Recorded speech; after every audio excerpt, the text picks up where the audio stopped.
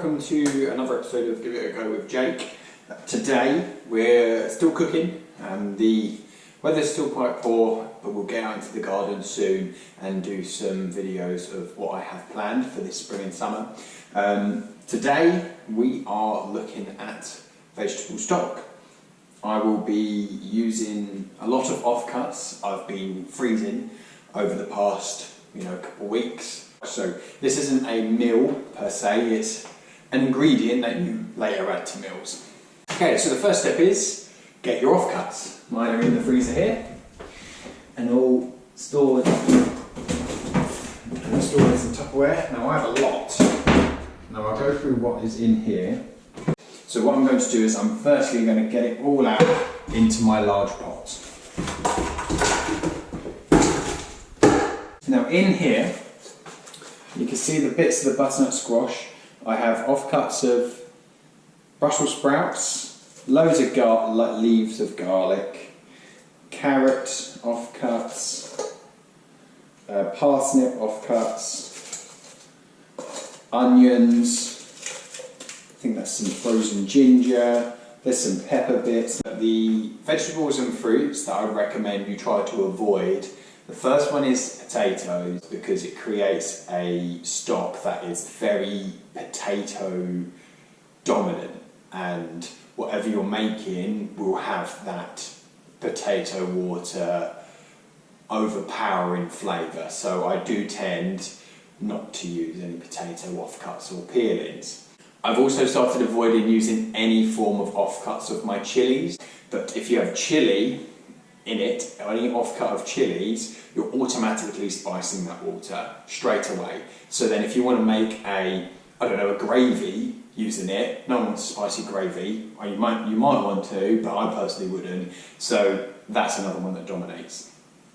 Peppers also dominate the flavour quite well. Now, I don't steer too far away from using peppers. I use some, only like maybe offcuts of maybe 1 or 2 peppers, max, in a big broth like this, and then that will be it. Any more than that, you're creating a really, really nice vegetable broth that you can only use in things, again, I wouldn't really personally want to use that in a leek and potato soup.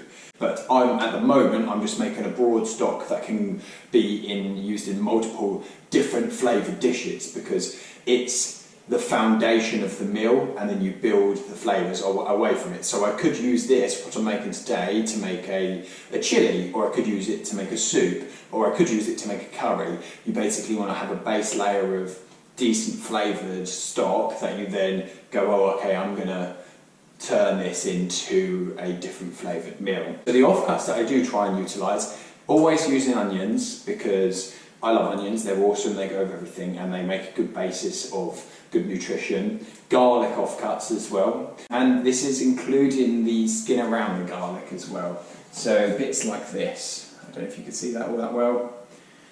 I would use root vegetables, so parsnips and carrots, a lot of winter vegetables, cauliflower, broccoli, Brussels sprouts, cabbage, leeks, the list can go on. Basically the type of vegetables that aren't too overpowering.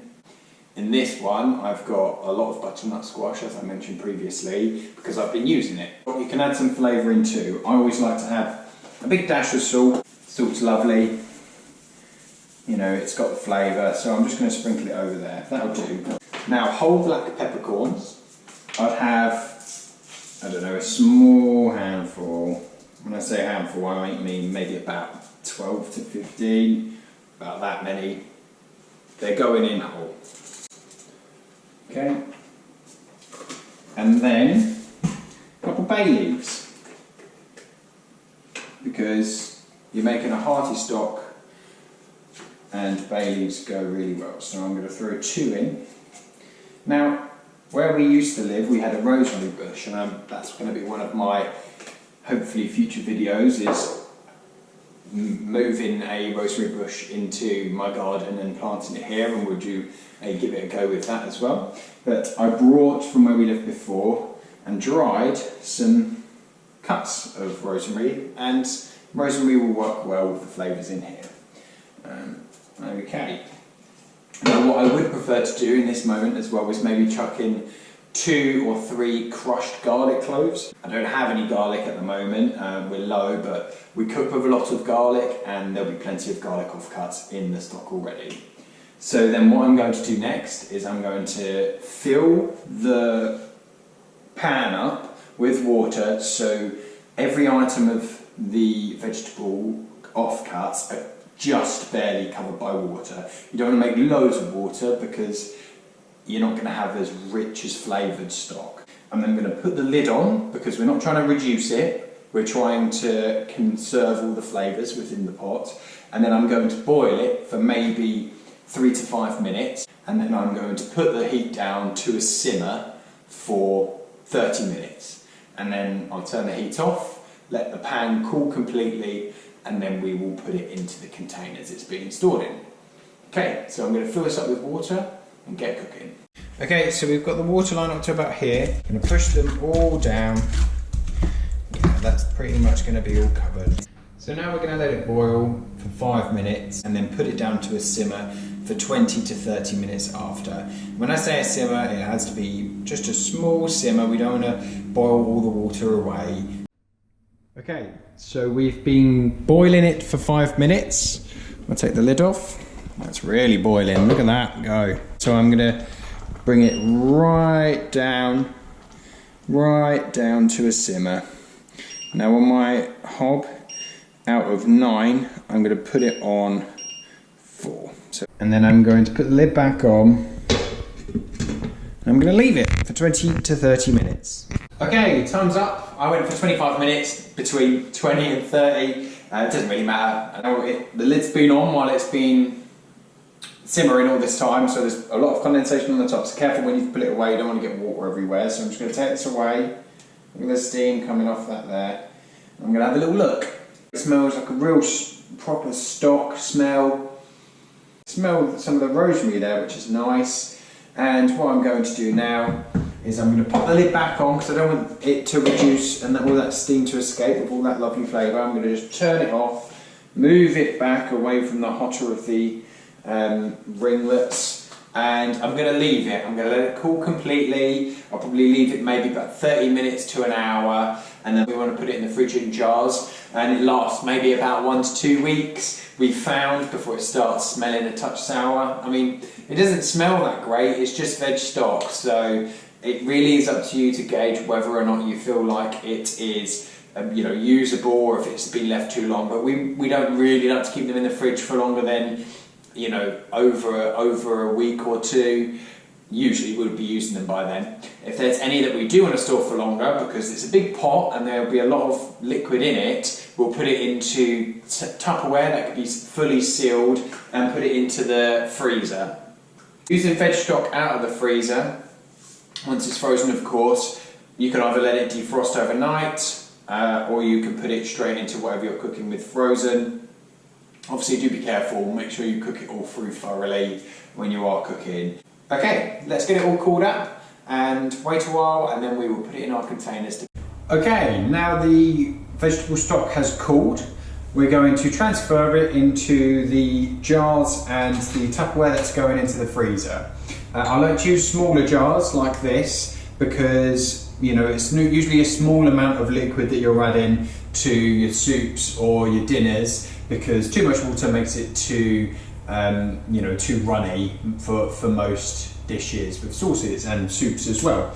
Now I can use in the lid, I have a little area where I can begin to strain it, which I'm going to then also have this quite fine sieve as well as a protection, because I imagine quite larger chunks of sediment might come through and you want it to be, I want it to be with as little chunks in as possible. I'm also going to do it in the sink because you get the runoff of the water down the edge of the pan. We might lose a little bit of stock, but it's not going to be the end of the world. So I'm just going to pop this in here now as such, and then I'm going to begin pouring. So then we go straight down into the sieve. I can already see the sieve's picking up little bits of rosemary and bits of the vegetables as well. It's quite a dark broth. which is great because that means there's plenty of flavour in it. Now I'm going to actually squish it with a spoon a bit, see if I can get any more liquid out, as much as I can. Now the stock looks very dark, right? That's probably the darkest stock I've had. Usually it's lighter than that. I guess it really does depend on what you put in it. Now I think that's so dark is because there's been so much butternut squash in there already, and onions and parsnips and carrots. So if you're using something like lots of broccoli or cabbage or other items, sometimes the stock is much lighter than that. It really depends on what you're using. So I'm going to jar this up. My bowl pours quite nicely, so it will just go straight in to a jar about this big. I'm not actually sure how large the jar is, but you can see the size. Doesn't need exact measurements. So these 3 jars are going into my fridge straight away. Watertight. I'd recommend using a fully watertight piece of Tupperware because else you're going to make a mess. Okay, so that's it. We've got 6 portions of vegetable stock. 3 are going in the fridge, 3 are going in the freezer. I'll probably use some tomorrow because I'm going to make a stew, and you know, that will set me up for at least a month or maybe a bit longer, because I would only really use them when I'm using really hearty stews and dishes like that. I might get through them quite quickly. That's been Give It a Go with Jake. We've made some lovely vegetable stock, and I really hope you enjoyed it and found it informative, and hopefully you can all give it a go as well if you want, and let me know in the comments how you get on. Thank you very much for watching, and I will see you soon.